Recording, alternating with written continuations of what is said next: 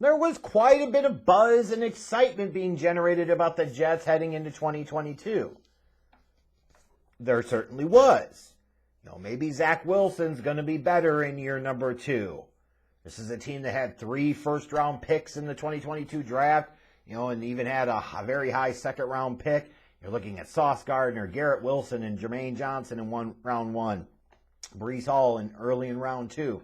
You're looking at these 4 guys, and you're saying, man, to be able to get that in one draft, this bodes very well for the Jets. They're getting some real impact players right away. And a team that's been spending a free agency, blah, blah, blah, blah, blah. Now imagine, before the season starts, with everything that happened in the offseason, what they got in the draft and so forth, imagine if I told you all of the following actually happened. Garrett Wilson was the Offensive Rookie of the Year. Sauce Gardner was the Defensive Rookie of the Year.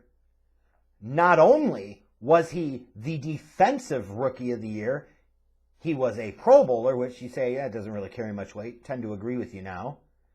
He was a first-team All-Pro, and pretty consistently consensus across the board. First-team All-Pro. So 2 guys that you took in the top 10, including Sauce Gardner, who you took with the 4th overall pick, they were the respective Rookie of the Years for their side of the ball. Sauce Gardner being a fucking first-team All-Pro. Quinnen Williams, a former top 3 pick from a couple of years ago, had a monster year.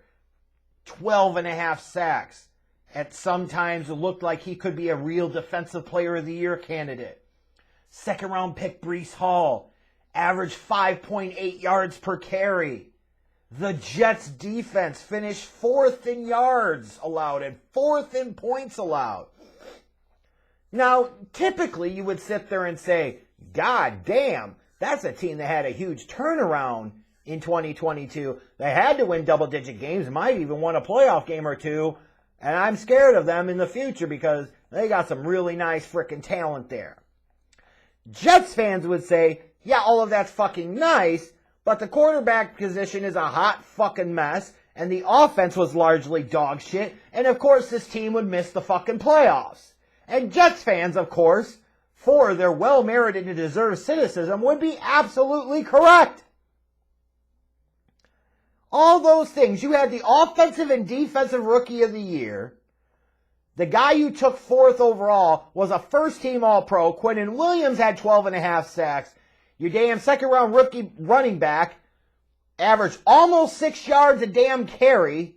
Of course, he had pretty limited action because he went out somewhat early in the year with the injury. But your defense is top 4. Top 4. So that's elite territory in the NFL. Top 4 in total yards allowed, total points allowed. And not only do you not win the division, not only do you not make the playoffs, not only that, you don't even end up the season with a winning freaking record. You finished in last in your division. Jets gonna Jets. What's crazy is the Jets were 6-3 heading into the fucking bye. But what ultimately happened was this. Zach Wilson was very bad in the time that he had this year. And after that 10-3 loss to the Patriots, where, of course, the Jets special teams coughed up that late return and allowed the Patriots to win, otherwise that game would have went to overtime as a 3-3 score. When asked about his performance and whether he let the team defense down, he said no. Robert Saleh benched him. And you know what? I get it. I understand it. I absolutely don't agree with that. Thought that was some Brian Flores dumb dick quarterback management type of stuff. But I understand and get where he was coming from. Because as a quarterback, you have to be prepared and positioned to be the leader of the team, which means sometimes you maybe even take in public at least responsibility and accountability for shit gone wrong that you didn't even do. But in this case, you were a part of the problem, a big part of the problem. And you said you don't feel like you let the team or the other side of the ball down. That's just dumb. That's a lack of awareness. That's a lack of maturity. That's a lack of leadership, period. You don't need to know the kid. It's about what you see and what you hear. It was right there. But you bench Zach Wilson, so what? instead of allowing him, like, really giving him a fucking hard time during the week and say, you got to fix this shit or you're going to be gone at the end of the year. Instead of allowing him to go out against that terrible-ass Bears defense and maybe give him a game to, like, build his confidence, they just had to go to fucking Mike White. Mike White wins one game as a starter, and all of a sudden, oh my God, Mike White is the answer. Mike White is the fucking future. Mike White ain't shit. And maybe you feel like Zach Wilson ain't shit, and he's done nothing to show you that he can be that dude, so I can't blame you at this point. But that was really fucking stupid. Why would you bench your crappy quarterback to play another crappy quarterback? And if you're going to say, well, they weren't that bad with White as the quarterback, they certainly weren't much better. Stop pretending and deluding yourself into thinking anything other than that is true. There's a reason they lost those last 6 games to close the season. I know White missed a game or two at the end of the year because of a fucking injury, but he wasn't very good anyways. He was a starter in all those other losses, and look where you fucking are.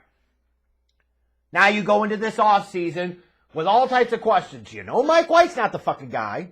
Should have known that to begin with. You're pretty set right now that Zach Wilson's not the guy, but you really don't have a clear-cut option that you could put in there to replace him. You're going to trade for frickin' Derek Carr? Oh, yeah, that'll get the job done. What are you going to do? Go sign Carson Wentz now that the Commanders have cut him? Ooh! What the fuck are you doing? The Jets season started off with a lot of promise, but now they head into the offseason with those major questions at quarterback, limited cap space, and oh, by the way, a roster with a pretty disproportionate investment on the defensive side of the ball. I think 4 of their top 5 highest paid players are on defense. You even look at this past draft, of course, because they hired a defensive-minded head coach, because that's what dumb general managers do in today's NFL, by and large. Although I understood and supported the hiring at the time, and still do to some degree, the way he handled the quarterback situation was idiotic, and you're not going to talk me off that ledge, because it absolutely fucking was. Spend those 2 first-round picks on the defensive side of the ball. You got to load up the offense. You got to help your young quarterback, because that's the piece that's going to matter first. Or you sit there and try to build up your defense. And look at the Jets. They are a perfect example of how having a great defense and elite defense doesn't fucking matter. You'd rather have a top 5 offense and a bottom 10 defense than a freaking top 5 defense and a bottom 10 offense. I promise you. I promise you in today's NFL. So to me, the Jets look like a hot mess. Maybe they think they'll get in a Derek Carr or a Jimmy G or somebody, and they'll be able to game manage their ass to double-digit wins next year. They ain't going anywhere. You look at that conference. You look at the opponents you have. If you want to get to the Super Bowl at some point, you know, the guy you had to roll with all of his fleas and with all of his problems, you had to give Zach Wilson every opportunity to make it. You didn't.